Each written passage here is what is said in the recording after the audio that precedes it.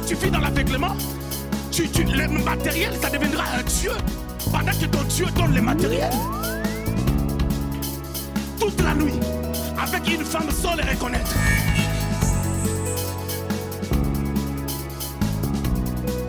Jusqu'au matin.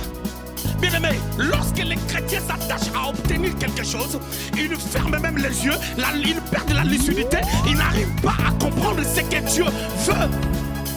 L'éloignement à la volonté de Dieu amène les gens à avoir la lucidité, à perdre la lucidité. Et plus encore la clairvoyance.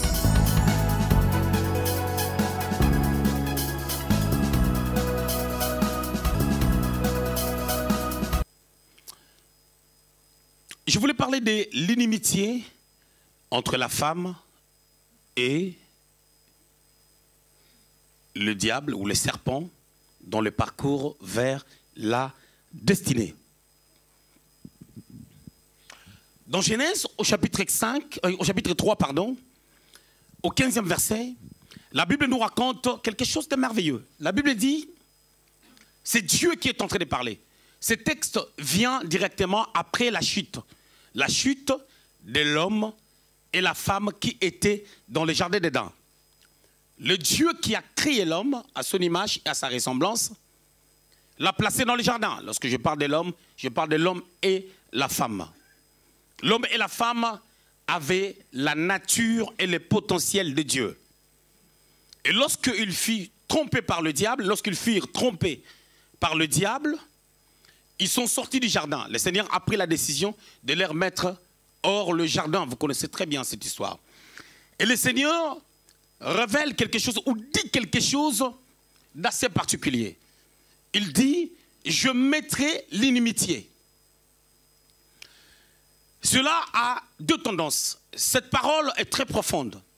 La première des choses est que Dieu savait que le diable, dans sa vie, ne laissera jamais l'homme tranquille. Parce que son objectif, c'est de pouvoir achever avec l'homme.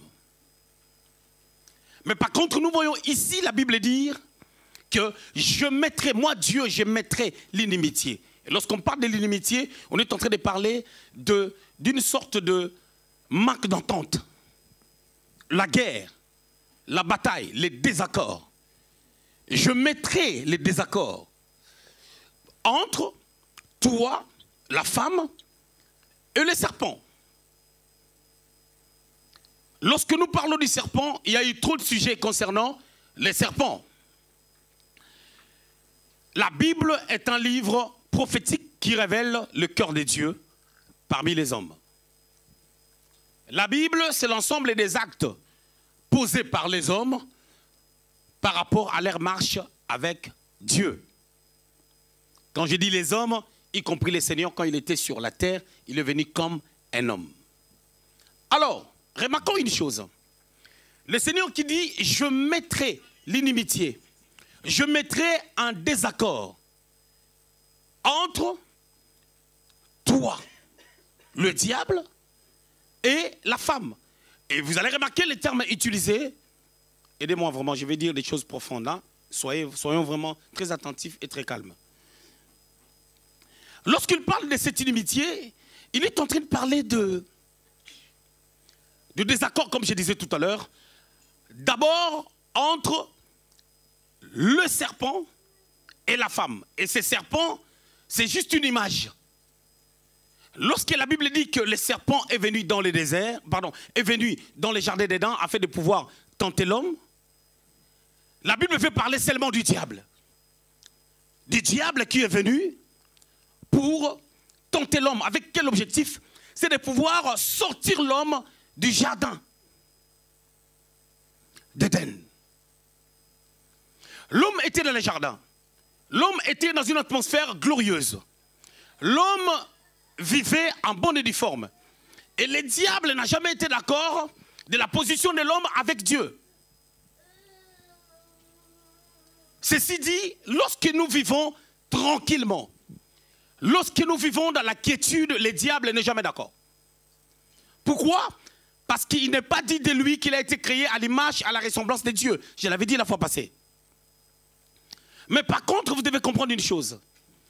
quand il dit « je mettrai l'inimitié » entre la femme qui était là, c'était Ève, et le diable, la deuxième chose, il a pu dire que cette inimitié va continuer. Entre la postérité de la femme et la postérité du diable, il y a deux choses.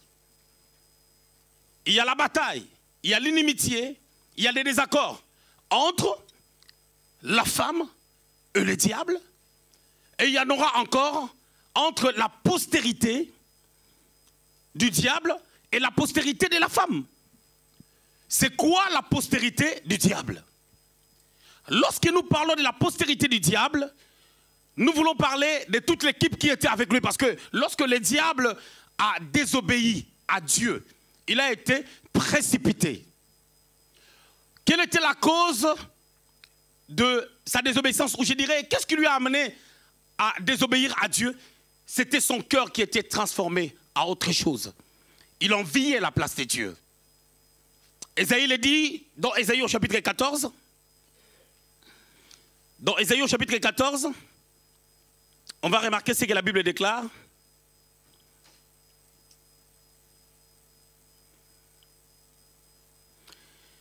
Ésaïe au chapitre 14, verset 12, à partir du verset 12. Te voilà tombé du ciel, astre brillant, fils de l'aurore. Tu es abattu à terre, toi le vainqueur des nations. Tu disais en ton cœur, je monterai au ciel, je lèverai mon trône au-dessus des étoiles de Dieu. Je m'assiérai sur la montagne de l'assemblée, à l'extrémité du septarion. Je monterai sur les sommets des nues, je serai semblable au Très-Haut. Verset 15, tu as été précipité dans le séjour des morts, dans les profondeurs de la fosse. Vous allez remarquer que le cœur du diable a été corrompu. Parce que le diable voulait ressembler à Dieu. Le diable voulait être plus que Dieu. Et à cause de cela, il a été précipité. Après qu'il soit précipité, il y a eu un temps qui était passé. Ce temps-là, c'est le temps qui sépare Genèse 1 et Genèse 1, 2. C'est là où la terre était devenue informe et vide. Je reprends ces choses pour une meilleure compréhension. Et vous remarquerez, quand le diable est venu tenter l'homme et la femme dans les jardins, il a fait ce qu'il avait à faire et Dieu a pris la décision de pouvoir faire sortir l'homme et la femme du jardin. Et Dieu maintenant dit, moi Dieu, je mettrai une séparation, je mettrai l'inimitié entre toi, le diable et la femme. Et la deuxième des choses, cela va continuer. Même vos postérités seront en désaccord. Et ça, c'est Dieu qui allait le faire. Et la postérité du diable, c'est tous les anges qui se sont rebellés avec lui. Parce que lorsque la rébellion s'est faite, elle ne se fait jamais dans la solitude. On se rebelle toujours en groupe. Bien entendu, la rébellion commence par une seule personne. Ça a été le cas avec Nimrod qui s'est rebellé à Dieu. Il ne l'a pas fait seul. Lorsqu'ils étaient en train de construire la tour de Babel, c'est lui qui a eu l'intention de le faire, mais il a amené tout le monde dans un mouvement pour pouvoir s'opposer à la pensée de Dieu, pendant que Dieu avait dit qu'il fallait construire, qu'il fallait que les gens puissent se disperser dans le monde entier, qu'il y ait plusieurs langues, diversité de mentalités et de cultures. Mais Nimrod amène les gens à garder quelque chose d'ensemble, chose qui n'était pas la pensée de Dieu. Et c'est quoi la postérité de la femme? La postérité de la femme, c'est maintenant toutes les personnes qui devaient venir au monde au travers de la femme, y compris Christ. Sur le plan doctrinal, lorsqu'on parle de cette pensée de Genèse au chapitre 3, au verset 15, en réalité, cette pensée est une révélation messianique, comme je l'avais dit le dimanche. C'est-à-dire c'est une révélation qui a trait à Christ, lorsque surtout on voit la manière dont il va écraser la tête du serpent. Et j'avais dit que les serpents, c'est une image. Parce que dans la dimension prophétique, Dieu utilise des langages pour transmettre une pensée. C'est ce que Moïse a pu faire. Moïse a pu utiliser un langage simple pour pouvoir transmettre la pensée de Dieu. C'était aussi la méthodologie du Seigneur. Quand le Seigneur était sur la terre, il voulait parler par exemple du royaume de Dieu. Il dit le royaume de Dieu est semblable à un semeur qui est sorti. Matthieu chapitre 13. Un semeur est sorti, il sema dans 4 différentes terres. Il voulait juste exprimer la manière dont les gens reçoivent la parole de Dieu. Comment est-ce que lorsque nous recevons la parole de Dieu, chaque personne a sa manière de la recevoir, chaque personne a sa manière de la concevoir, chaque personne a sa manière de pouvoir mettre en pratique la parole de Dieu. C'est ça aussi le langage que Moïse avait utilisé. Il prend les serpents qui étaient rusés par son caractère, par son attitude, il les compare à l'ennemi, ou il compare le diable au serpent qui est rusé. Dans sa ruse, il est venu dans les jardins pour pouvoir tromper l'homme et la femme. Maintenant, la postérité de la femme, c'est toutes les personnes qui sont sorties, qui sont venues au monde au travers de la femme. À part Adam et Ève, tout le monde est venu au monde au travers de la femme. C'est-à-dire, toutes les personnes vivantes sont restées dans le ventre d'une femme quelconque. Et puis, le moyen légal pour qu'ils viennent au monde, c'est la sortie par la voie basse, hormis la césarienne et consort. Nous parlons du principal, c'est-à-dire, ils sortent par la voie basse au travers d'une femme. Et c'est cette postérité-là que le diable cherchera toujours à attaquer. Mais on parle aussi de la postérité du diable. Le diable aussi a sa postérité. Lorsque nous lisons la parole de Dieu dans Genèse, au chapitre 6, vous allez remarquer quelque chose d'assez particulier. Vous allez remarquer qu'il y a un problème. Les mâles étaient accrus. Où nous voyons, il y a une race de personnes qui se sont engagées à aimer les filles des hommes. Genèse au chapitre 6. Et cette race, c'était des anges déchus. Je l'avais enseigné ici. L'idée c'est quoi? C'est de pouvoir détruire les gens qui vivaient à ces temps-là. Pourquoi? Parce que il y a quelque chose qui a été déclaré, que Dieu lui-même révèle, qu'il y aura l'inimitié entre ta postérité et la postérité de la femme. Entre toi, les serpents, et la femme. Mais pourquoi Dieu pouvait permettre une telle chose? Pourquoi Dieu pouvait laisser cette inimitié? Lorsque nous lisons la parole de Dieu dans le livre d'Amos, au chapitre 3, au verset 6, il y a quelque chose de merveilleux qui trouble même les gens. C'est pas ça qui trouble les gens. Amos, chapitre 3, au verset 6. Ce qui nous intéresse, c'est la partie B. La Bible déclare: sonne-t-on la trompette dans une ville sans que le peuple soit dans l'épouvante? Ça ne nous intéresse pas. La partie B: arrive-t-il un malheur dans une ville sans que l'Éternel en soit l'auteur? En d'autres termes, est-ce que quelque chose peut arriver dans ce monde sans que Dieu en soit l'auteur? Mais dans les contextes de ces passages, vous allez remarquer, si on retourne bien à partir du verset 1er, vous allez remarquer que on est en train de parler d'un malheur qui devait arriver au peuple de Dieu, à Israël. Et maintenant Dieu, ou le prophète, pose la question pour savoir est-ce que ces choses peuvent arriver sans que Dieu en soit l'auteur? Est-ce qu'un problème peut arriver? Lorsqu'un enfant naît avec une malformation, si nous restons sur ce passage, on dira que c'est Dieu qui est l'auteur. Lorsqu'un malheur arrive, lorsqu'un accident arrive, on dira que c'est Dieu qui est l'auteur. Lorsqu'il y a la guerre, lorsqu'il y a les tremblements de terre, on va dire que c'est Dieu qui est l'auteur. Lorsque quelqu'un gagne au loto, on dira que c'est Dieu qui est l'auteur. Lorsqu'il y a le soleil, lorsqu'il y a la pluie, on dira que c'est Dieu qui est l'auteur. Lorsque Élie avait fermé la pluie, avait arrêté qu'il pleuve pendant 3 ans et 6 mois, on dira que c'est Dieu qui est l'auteur. Parce qu'on dit aucune chose ne peut arriver si Dieu n'est pas l'auteur. Et qu'est-ce que la Bible voulait dire exactement? C'est-à-dire toutes les réalités qui se passent dans ce monde, en bien ou en mal, Dieu permet. Mais comment Dieu permet et pourquoi Dieu les permet? C'est là où maintenant il y a notre questionnement. Dieu les permet parce que, premièrement, nous allons voir déjà toutes les raisons qui vont nous amener à comprendre pourquoi Dieu permet ces choses. Dans le contexte d'Adam et Ève, pourquoi est-ce que Dieu a permis qu'il y ait l'inimitié entre l'homme et la femme, qu'il y ait cette bataille? Pourquoi Dieu pouvait permettre qu'il n'y ait jamais d'attente?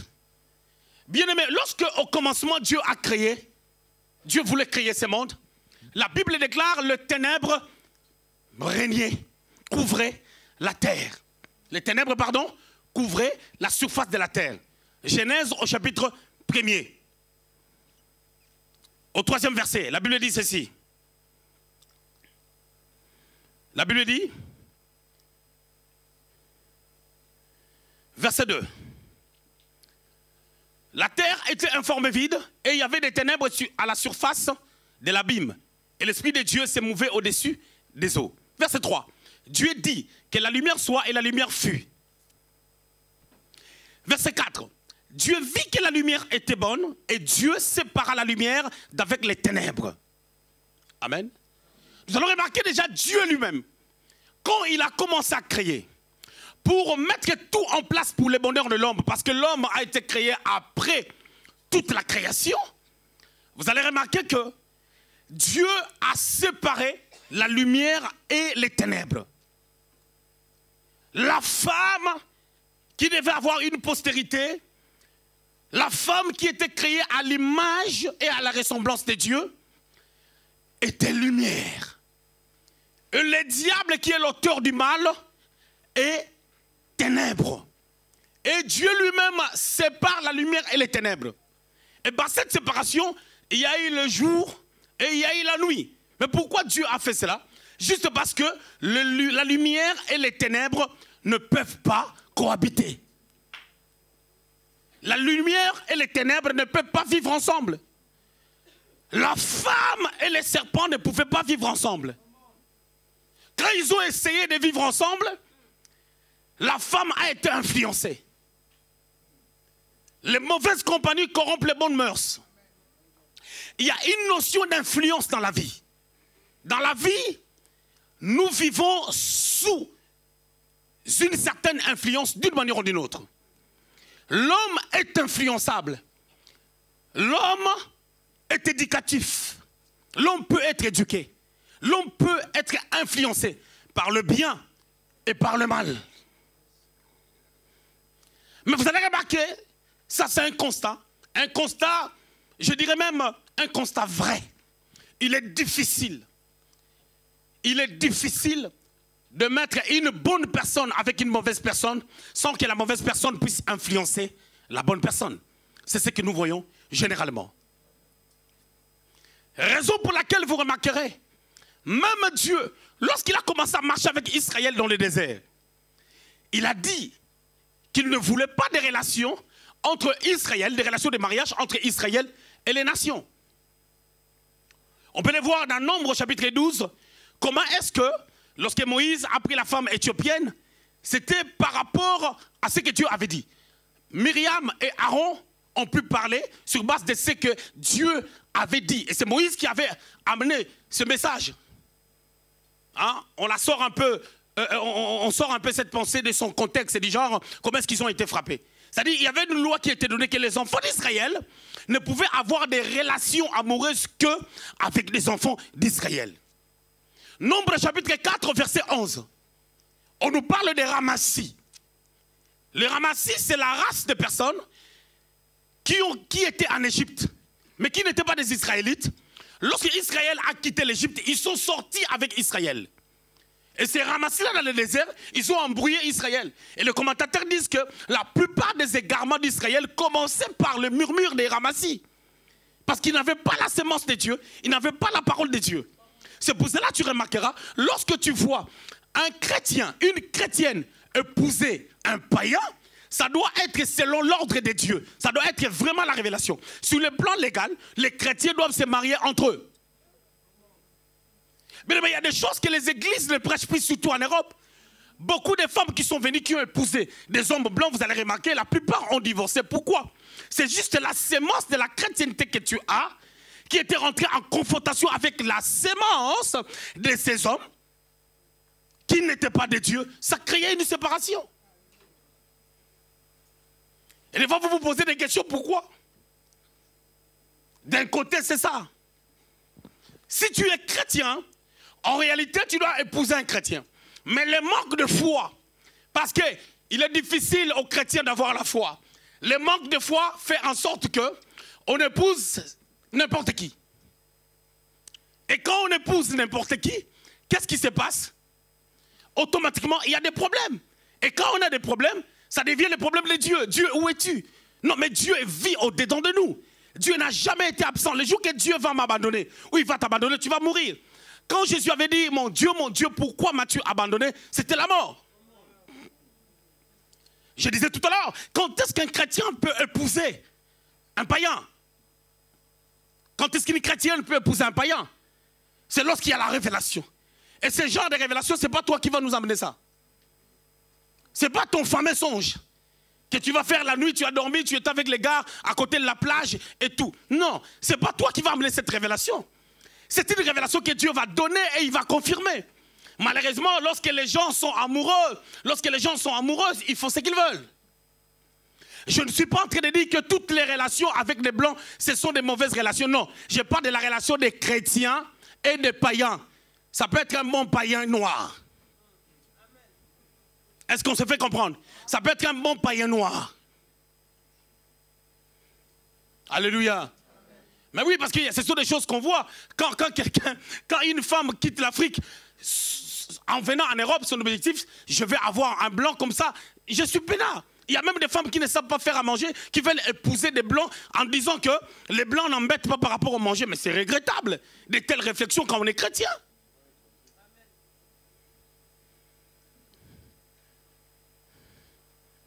Alléluia.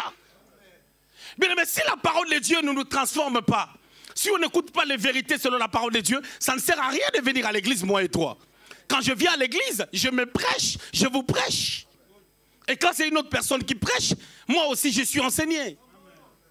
Nous avons besoin de garder notre foi. Vous savez, quand il m'arrive d'écouter d'autres prédicateurs, j'aime écouter des prédicateurs qui parlent de la crainte de Dieu. Et ça fait du bien. Et je sens que l'Éternel est en train de parler. Pour ceux-là qui sont dans la crainte de Dieu, on demeure dans la crainte de Dieu. Pour ceux-là qui n'en ont pas, c'est pour placer la crainte de Dieu dans leur cœur, et ainsi de suite. Moi, quand j'écoute un autre prédicateur, j'ai des thèmes que je cherche. Où on parle de la crainte de Dieu et vraiment à un niveau accentué. J'aime ça, ça me fait du bien. Ça me fortifie. Parce que nous avons vu dans ce monde, dans toute cette génération, des hommes forts marchant avec Dieu, tomber et abandonner la foi. Et on doit savoir comment se garder, comment se préserver. J'aurai 5 points à développer pour nous expliquer qu'est-ce que Dieu cherche lorsqu'il a permis cette inimitié. Qu'est-ce que l'Éternel cherche dans la vie des gens qui ont la destinée. Sans oublier que la destinée, c'est le plan préétabli par Dieu pour notre bonheur. C'est ce que nous vivrons dans le futur. C'est ça la destinée. Comme on dit, oh, cet homme a une grande destinée, parce qu'on sent, parce qu'on voit comment est-ce qu'il évolue dans sa vie. On voit ses potentiels, ses capacités, sa manière de faire les choses, le principe qu'il essaie de mettre en place. On peut dire, il a une grande destinée. On avait dit que la destinée vient de Dieu, mais la destinée, la personne qui est l'acteur principal, c'est l'homme. Dieu a toujours de meilleurs projets pour nous, mais l'homme, c'est à l'homme de pouvoir faire en sorte que ces choses puissent atteindre leur accomplissement. La destinée. Tout le monde veut le bonheur. Une bonne destinée est liée aussi à des principes. Je mettrai l'inimitié. En réalité, tu dois enlever seulement les noms d'Ève, tu mets ton nom. Et que cette parole qui est déclarée sur Ève est une parole qui a été déclarée aussi pour toi parce que tu es de la postérité de la femme. Je suis de la postérité de la femme. Il y a l'inimitié entre les démons et nous. Il y a l'inimitié entre les diables. La postérité des diables, ce sont des démons. Et les diables, excusez-moi de parler un peu de ces choses pour notre compréhension. Je ne fais pas l'éloge du diable parce que je suis un prédicateur christocentrique. Ephésiens chapitre 6 nous parle un peu de l'organisation de l'ennemi. Comment est-ce que l'ennemi, il essaie d'opérer? Comment est-ce que l'ennemi essaie de s'organiser? Ephésiens.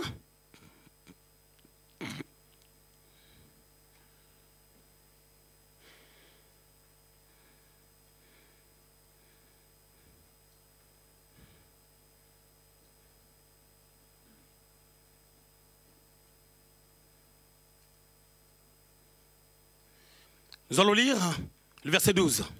Ephésiens chapitre 6, verset 12. Car nous n'avons pas à lutter contre la chair et le sang, mais contre les dominations, contre les autorités, contre les princes de ce monde des ténèbres, contre les esprits méchants dans le lieu céleste. Écoutez la nomenclature. C'est-à-dire, lorsque nous avons l'inimitié, lorsque nous avons la bataille, parce que quand on parle de l'inimitié, on parle d'une bataille qui s'engage, que Dieu a vu et il l'a déclaré. Et Dieu a permis cela. Mais cette bataille-là, ce n'est pas contre ton frère, ce n'est pas contre ta soeur. Amen. Mais cette bataille, c'est contre les dominations, c'est-à-dire les esprits qui cherchent à dominer, à prendre de l'ascendance sur les gens. Vous savez, lorsque un esprit cherche à dominer la vie de quelqu'un, Marc au chapitre 5, on ne peut pas prendre l'image des démoniaques de Gadar. Possédé dans son esprit, toi tu es chrétien, tu ne peux pas être possédé dans ton esprit. Les démoniaques de Gadar, possédés dans son esprit, on voit qu'il y a une domination sur lui. Parce qu'il dormait dans des tombes, dans des tombeaux, il s'est meurtrissé, il s'est blessé, et c'était sa vie. Il dormait dans des sépulcres. Parce qu'il y avait une domination, c'est-à-dire qu'il perd même la lucidité. Il dormait dans des cimetières. On parle des autorités. On parle des autorités. Lorsqu'on parle des autorités, en réalité, vous allez remarquer que, selon Dieu, la politique et les politiciens, en réalité, selon les seigneurs, ça doit sortir de Dieu, de la pensée de Dieu, de la parole de Dieu. Vous allez remarquer dans la législation d'Israël dans le désert, Dieu établit Moïse. Exode chapitre 7, verset 1er. Dieu établit Moïse comme Dieu, comme un roi, et Aaron son prophète. Et le peuple maintenant devait être soumis à des règles, à une législation qui était liée à la loi de Dieu. C'est ce modèle-là que Dieu a voulu que les choses puissent être conduites. C'est sur base de ce modèle que le Seigneur avait voulu que les choses puissent évoluer. Et vous remarquerez, quand ils sont sortis du désert, ils sont arrivés à la terre promise. Dans 1 Samuel chapitre 8, ils ont demandé eux-mêmes un roi pour les diriger. Parce qu'ils ne voulaient plus que Dieu les dirige. Quand Dieu voulait diriger, il dirigeait au travers d'une personne que lui-même il avait choisie. Maintenant, qu'est-ce qui se passe? À chaque fois que les hommes qui marchent avec Dieu ne sont pas en accord avec leur Dieu, les hommes de ce monde prendront l'autorité sur eux. C'est là où vous remarquerez, s'il y a un domaine qui ne veulent pas que l'évangile aille de l'avant, c'est la politique. Et les politiciens.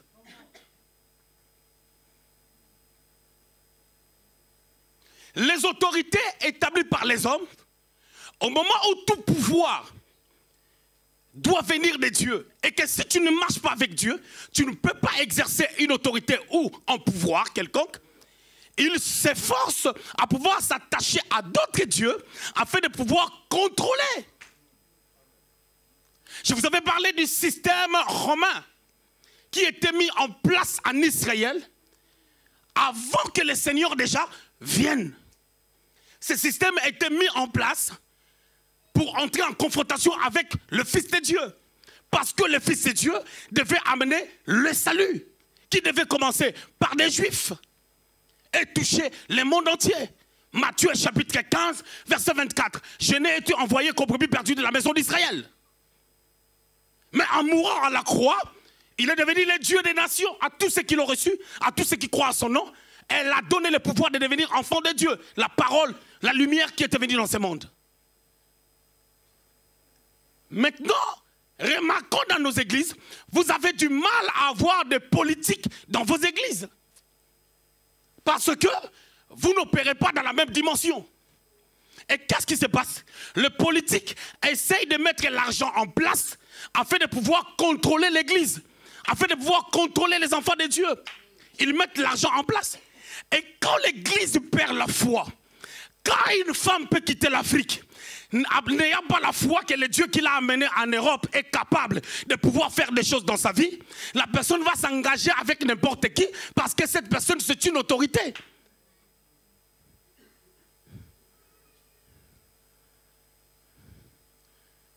Et quand on parle des autorités, on parle de tous ceux-là qui ont un pouvoir. Et qu'est-ce qui amène le pouvoir? Ce qui donne le pouvoir, c'est l'argent. Ce sont les richesses. Et pour sauvegarder leur richesse, les hommes pour sauvegarder leur richesse, leur argent, leurs biens, qu'est-ce qu'ils font? Ils s'efforcent à s'attacher à d'autres dieux, contrairement à notre Dieu. Et automatiquement, ils prennent de l'ampleur ou ils prennent une place spéciale dans la vie de tous les jours. Parce que quand tu n'as rien, tu n'as pas un mot à dire parce que la sagesse du pauvre est méprisable. Raison pour laquelle il est important que l'Église comprenne que nous devons être la tête. L'Église doit réaliser qu'il faut que nous prospérions à tous égards. 3 Jean 2. Si nous prospérons à tous égards, nous ferons face à certaines réalités. Nous baissons la tête. Pourquoi? Parce que l'Église manque le pouvoir. Le pouvoir est lié à ce que tu as. Pourquoi? Le pouvoir commence dans la vie d'une personne. La puissance commence dans la vie d'une personne lorsque déjà tu as Dieu et tu marches avec Dieu. Si tu marches avec Dieu, à un moment donné, Dieu va te visiter.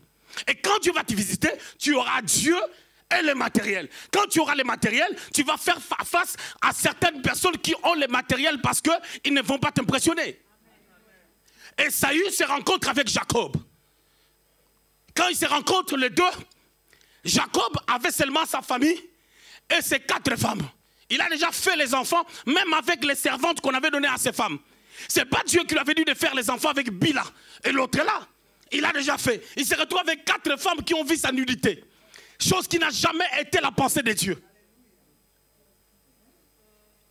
Même son ancêtre Abraham n'avait pas 4 femmes. Mais par un jeu, juste parce qu'il voulait tellement arracher à la cause de sa beauté, il se retrouve avec Léa. Toute la nuit, pendant quasiment 8 heures, comment tu ne peux pas reconnaître l'aveuglement? Quand tu vis dans l'aveuglement, le matériel, ça deviendra un Dieu. Pendant que ton Dieu donne le matériel. Toute la nuit, avec une femme sans le reconnaître. Jusqu'au matin.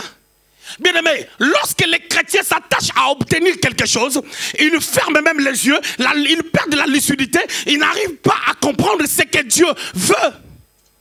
L'éloignement à la volonté de Dieu amène les gens à avoir la lucidité, à perdre la lucidité.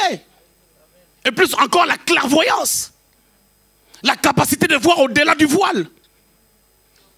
Comment tu peux être avec une femme toute la nuit sans reconnaître que ce n'est pas ce que tu as aimé? Et quand il finit la chose, tellement qu'il aimait Rachel, on lui propose travail encore, on te donnera. Au lieu même de rester là pour dire que non, je ne travaille plus, donnez-moi ma femme. On lui propose quelque chose, il accepte. Mais à cause des réalités des familles, lui-même il s'est retrouvé, il a fait encore des enfants avec les servantes. Mais quand le père de la maison sort avec les servantes, avec les servantes, ça devient un problème. Avec ces 4 femmes, avec les brebis qu'il avait récupérées, il est en train de rentrer, son frère, qui n'avait reçu qu'un peu de bénédiction, qu'il a fructifié. Esaü avait 400 hommes avec lui. Ce qui veut dire qu'en ce temps-là, la bénédiction palpable que Jacob avait était moins influente par rapport à ce que son frère avait. Le monde, Esaü, c'est l'image du monde. Jacob, c'est l'image de l'église. Esaü est en train de prospérer pendant que Jacob continue à coucher avec ses femmes. Pendant que Jacob continue à faire 12 enfants. Pendant que Jacob continue à traîner les pieds. Pendant que Jacob est dans des futilités. Pendant que Jacob est dans des disputes. Pendant que Jacob est dans des conneries. Pendant que Jacob est en train de calomnier. Pendant que Jacob se critique. Un royaume divisé, ne peut subsister. Nous sommes divisés physiquement. D'une manière palpable, on voit comme si on est unis. Mais on n'est pas unis. L'église n'est pas unie. L'église est divisée à cause des commérages, à cause des critiques. Comment tu es pasteur, tu peux prêcher seulement pour critiquer les pasteurs? Tu es en train de s'aimer une mauvaise sémence dans la vie de ceux-là qui veulent suivre Dieu. C'est une mauvaise sémence. Comment c'est toi seulement qui est bon? C'est toi seulement qui sais prêcher. C'est toi seulement qui craint Dieu. La crainte de Dieu ne s'écrit pas sur les toits. C'est Dieu qui le sait. Il y a des gens qui marchent avec Dieu. Il y a des gens qui ont touché l'argent avec Dieu tout en restant tranquille, tout en restant humble. Je suis le rare des pasteurs africains qui a reçu des offrandes comme ça de 250 000 € tout en restant humble, tout en restant calme, tout en restant tranquille. Où tu es à l'aéroport comme ça, tu as 200 000 € sur ton compte et il y a des jolies femmes qui s'approchent de toi. Il ne faut pas oublier que je suis beau et je parle bien. Mais tu demeures dans la crainte de Dieu. C'est très important.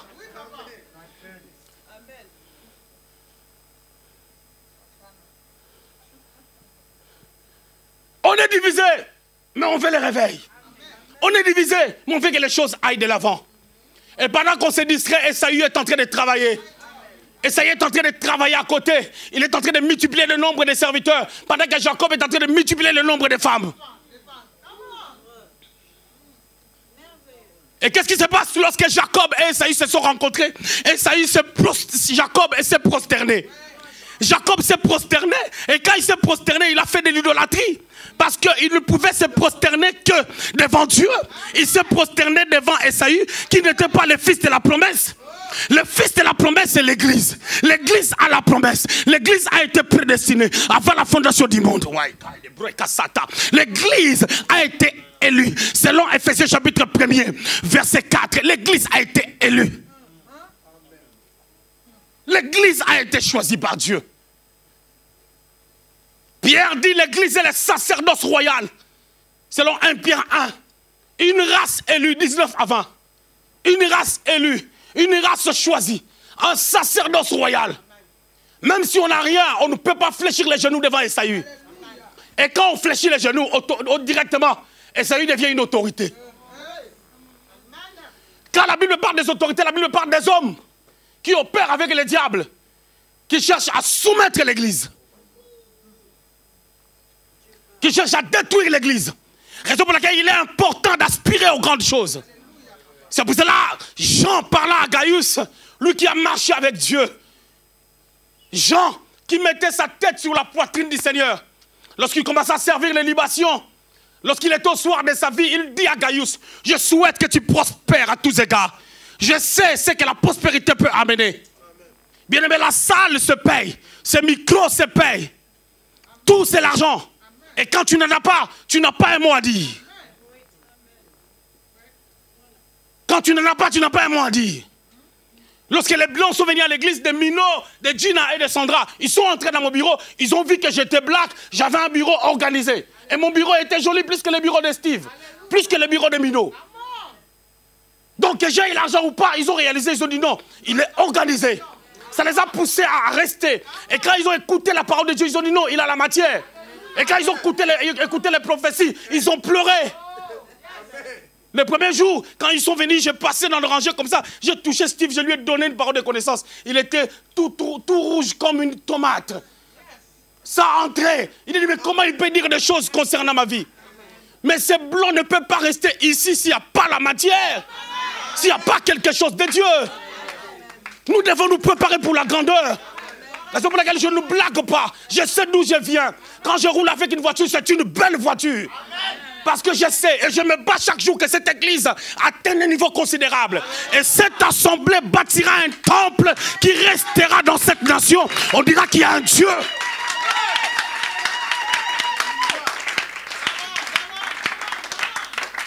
Il faut que les gens, ils entrent dans un... Vous arrivez dans un carrefour, on dit ça c'est quoi? C'est Méas.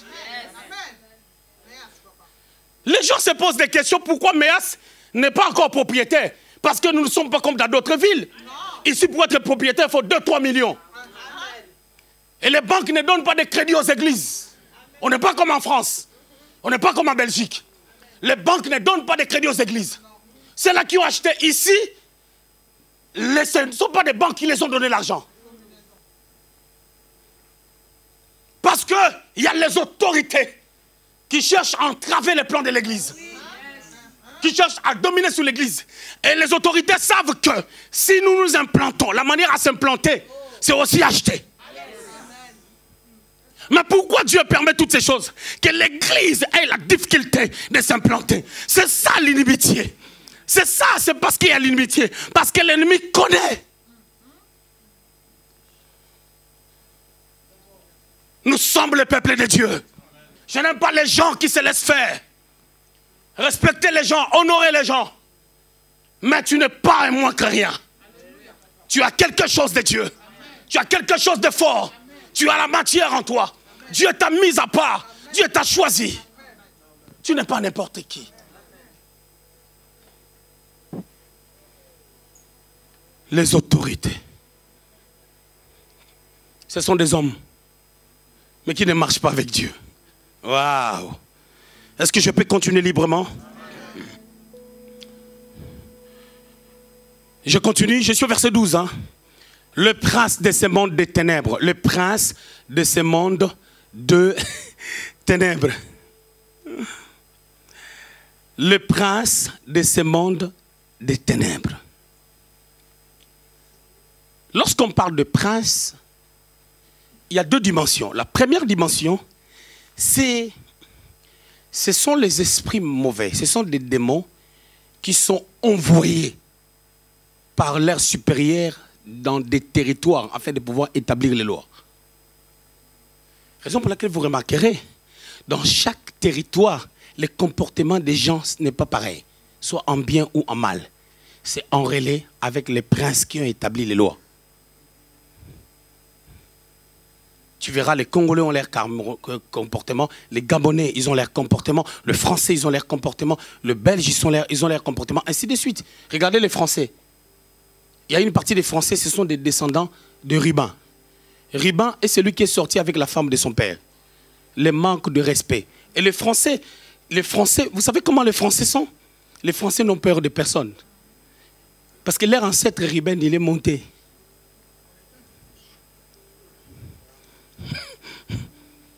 Et qu'est-ce qui se passe dans leur emblème? C'est l'égalité, unité, fraternité. Est-ce que l'égalité là, il y en a? Pour parler d'égalité, vous-même, déjà, vous devez déjà comprendre la valeur de l'égalité, pendant qu'ils se sentent supérieurs à tout le monde en Europe. Mais qu'est-ce que Dieu a dit à Ribin? Pardon, Jacob a dit à son fils Ribin, tu n'auras pas la prééminence. De la même manière, les Français, ils cherchent la première place en Europe, ils n'en ont pas. Les Anglais sont en Europe, mais les Français n'ont pas la première place. Et parmi les Anglais, il y a la tribu de Manassé. Pendant que la tribu de Manassé et Ephraïm sortent de qui? De Joseph, qui avait la supériorité. Maintenant, Jacob maintenant avait pris Manassé et Ephraïm, il les a placés maintenant à la place de Rubens et Siméon. C'est là où les Anglais pouvaient s'en foudre, dire qu'on sort de l'Union européenne, on ne va pas utiliser l'euro, mais ils n'ont jamais, ils n'ont pas de problème. Ils font leur vie à leur manière. Parce qu'ils ont été annexés, ils ont été introduits par Jacob. Je ferme ça.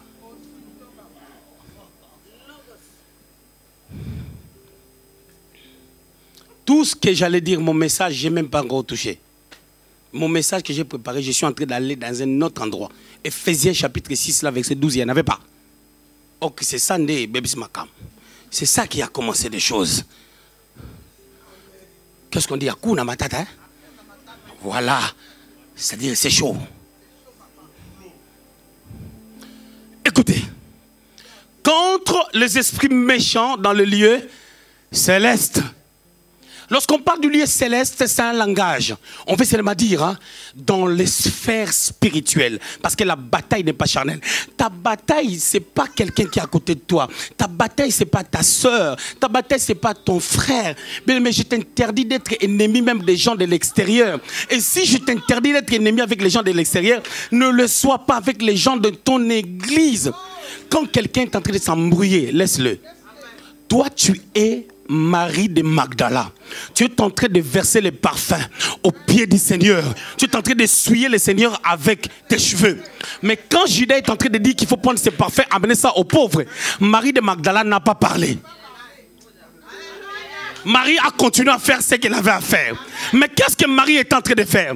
Marie est en train de préparer le sépulcre du Seigneur, la sépulture, pardon, du Seigneur. Et Marie était en train d'adorer. Parce que l'acte qu'elle a posé, elle s'est prosternée. Or, le cheveu, selon le livre des Corinthiens, c'est la parure de la femme. La femme ne blague pas avec ses cheveux. Tu ne peux pas la tirer avec ses cheveux. Tu ne peux pas salir ses cheveux. Elle a pris maintenant ses cheveux-là. Elle essuyait le pied du Seigneur en mettant le parfum. Le parfum d'un grand prix. C'était le parfum des nards qui a coûté 300 deniers. Nous sommes dans Jean chapitre 12, qui a coûté 300 deniers. Et 300 deniers, c'est l'équivalence d'un salaire d'un ouvrier qui travaille en Israël pendant 1 an.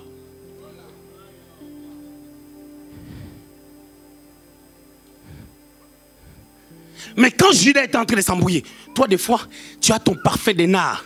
C'est-à-dire le parfum des nards, c'est l'image de la qualité d'adoration que tu donnes à Dieu. La considération que toi tu donnes à Dieu. Quand tu es dans cette dimension, ne regarde pas les gens. Oh, quand je parle avec papa, les gens me regardent bizarrement. Laissez-les regarder bizarrement, ils deviendront aveugles à regarder bizarrement. Parce qu'ils ne connaissent pas la dimension de l'adoration que toi tu es en train d'amener au Père. Makloko sobra kasata. Laissez les gens murmurer, laissez les gens bouder. C'est parce que tu as de la valeur, c'est parce que tu n'es pas n'importe qui. Je ne veux pas une église qui attrape les sorciers à tout bout de champ. Je ne veux pas une église où il y a un sorcier à gauche, il y a un sorcier à droite. Non, nous sommes des enfants de Dieu. Nous sommes dans la gloire de Dieu. Les sorciers n'ont aucun pouvoir sur nous. Parce que celui qui est mort à la croix, il nous a donné l'autorité. Il dit dans le livre de Luc, chapitre 10, je vous ai donné l'autorité. Ne marchez sur les serpents, sur les scorpions et sur toute puissance de l'ennemi.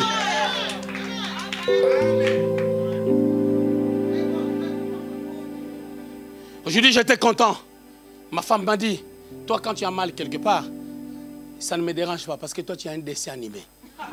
Elle a parlé tranquillement, elle ne sait pas ce que ça fait dans mon corps. Quand je suis rentré dans la chambre, j'ai fait ça. C'est comme si elle a augmenté ma foi. Je dis, je suis un dessin animé. Ça dit, c'est pas aujourd'hui que le diable peut me terrasser. Je voulais dire à quelqu'un, tu es comme un dessin animé. Tu ne peux pas connaître la mort d'une manière prématurée. Non, tu ne mourras pas. Tu vivras et tu annonceras les œuvres de l'Éternel. Si Siméon a désiré de mourir, tu n'es pas Siméon. Toi, tu es de la race de David. Je voulais te dire, tu ne mourras pas. Tu ne mourras pas. Tu ne mourras pas. Makro kasa prakate. Mikazu prukapa kapa. Matraka posokobaka.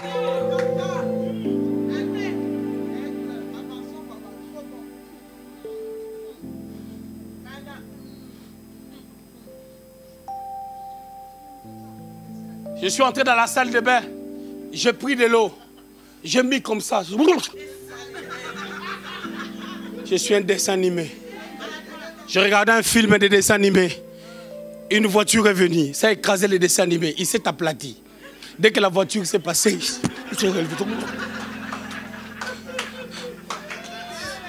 il y a des petites choses qui enseignent. Non, tu ne peux pas mourir comme un vulgaire cafard. Tu ne peux pas mourir comme n'importe qui. Parce que tu as la promesse, tu as une destinée. Tu vas quelque part.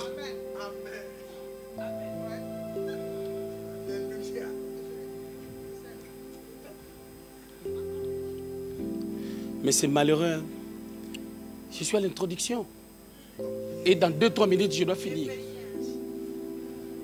J'ai ouvert une parenthèse et puis je suis resté là. Laissez-moi demeurer dans mon verset.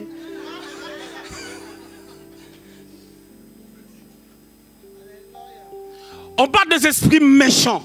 J'étais en train de dire, c'est une bataille spirituelle. Quand on dit dans le monde céleste et dans le monde spirituel.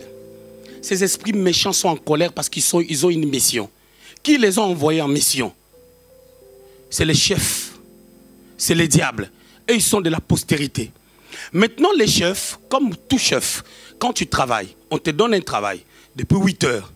Les chefs passent à 11 heures, tu n'as encore rien fait. Les chefs vont te presser.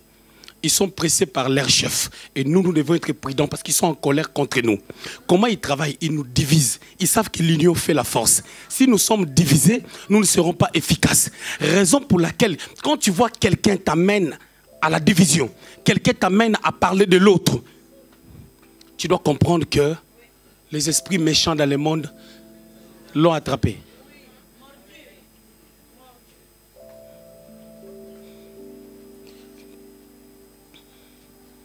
Écoutez, avant de finir, Pilate et Hérode ne s'entendaient pas. Mais les jours où on a arrêté les seigneurs pour faire ce qu'ils avaient à faire, ils sont devenus des amis. Mais les diables, ils affermissent leurs liens. C'est pour cela que tu verras, excusez-moi, beaucoup de sorciers, les jours, ils ne s'entendent pas. La nuit, ce sont des potes. Mais la journée, ils ne s'entendent pas pour tromper les gens, amuser la galerie. Mais la nuit, ce sont des potes. Et nous, les enfants de Dieu, si nous comprenons que l'union fait la force, bien aimé, admettez à l'église qu'il y ait des personnes qui sont moins fortes dans certaines connaissances, moins habiles que vous. Il faut qu'il y ait des gens qui ne savent pas faire ça, pour que toi tu puisses les aider. Quand tu vas les aider, Dieu va se souvenir de toi.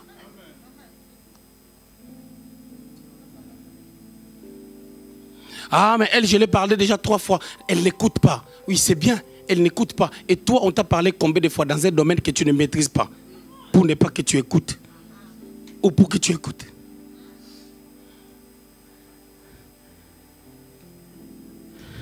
Pourquoi vous êtes là? C'est parce que quelque part, vous avez vu ma patience. Soyez aussi patient. Soyez patient. Il y a l'inimitié.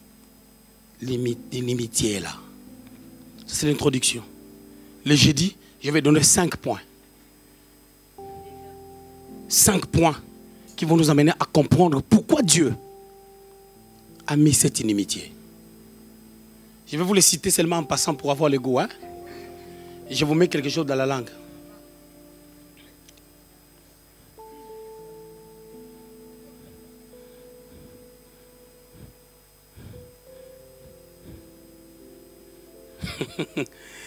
Le premier point, ça sera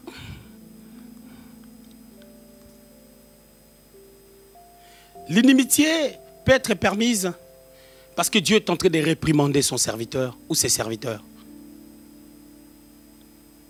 Le deuxième point, ça sera il nous a fermis. Il nous a fermis sur les chemins de la destinée afin de nous amener à les connaître autrement. Le troisième point, ça sera c'est juste une réalité du parcours. Parce qu'un disciple n'est pas plus grand que son maître. Le quatrième point, ça sera Dieu cherche des fois à tirer gloire dans toute situation. Il permet l'inimitié. À un moment donné, tu sens comme si tu n'as plus de force. Mais quand Dieu va se glorifier, tu vas dire, ok, Dieu a tiré gloire. Hein? Parce qu'il ne partage pas sa gloire. Le cinquième point, ça sera, Dieu cherche à amener ses serviteurs dans l'élévation. Il crée une situation, il crée l'inimitié entre Goliath et David. À la fin, David avec la tête de Goliath en main. Et David en train de marcher comme Edingwe. Edingwe, c'est un catcheur congolais qui est grand détail. Ce monsieur-là, quand il te tabasse, excusez-moi, ce qu'il va faire, tu commences à faire pipi. Depuis le ring, si la bataille était au stade, c'est comme s'il y a la bataille à Strassen. Toi, tu habites à Esch. Il te récupère à pied. Je ne sais pas quelle force il a. Il a, avec ses pieds, vous marchez à pied, toi, tu es en train de faire pipi, ça ne s'arrête pas. Toi, tu fais pipi. On ne sait pas ça vient d'où le pipi là. Ce n'est pas de théâtre. Il est venu en France. Il a fait la même chose. On a dit tu ne mettras plus le pied. Ici. Il a sorti les intestins de blanc. Il est venu dans notre commune. Ah, c'était terrible. Il se tient là. S'il tourne comme ça, il creuse un trou. OK? Il disparaît. Et quand il va sortir, il sort quelques mètres plus loin. Quand il va sortir, il sort avec les sangs dans les nez, dans des oreilles, partout. Les gens fuient. Ça, c'est des choses que j'ai vues. Ce n'est pas qu'on m'a dit. Mais si les gens opèrent avec les diables, peut faire des choses, il entre là, il sort de l'autre côté. Pourquoi toi, tu ne peux pas être surnaturel? Pourquoi toi, les sorciers là que tu as peur, pendant qu'ils viennent là, tu ne peux pas les attraper, ils restent comme ça? Oui.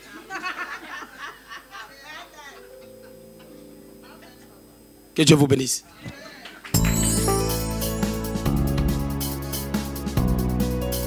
Quand tu vis dans l'aveuglement, le matériel, ça deviendra un Dieu. Pendant que ton Dieu donne le matériel. Toute la nuit, avec une femme sans les reconnaître.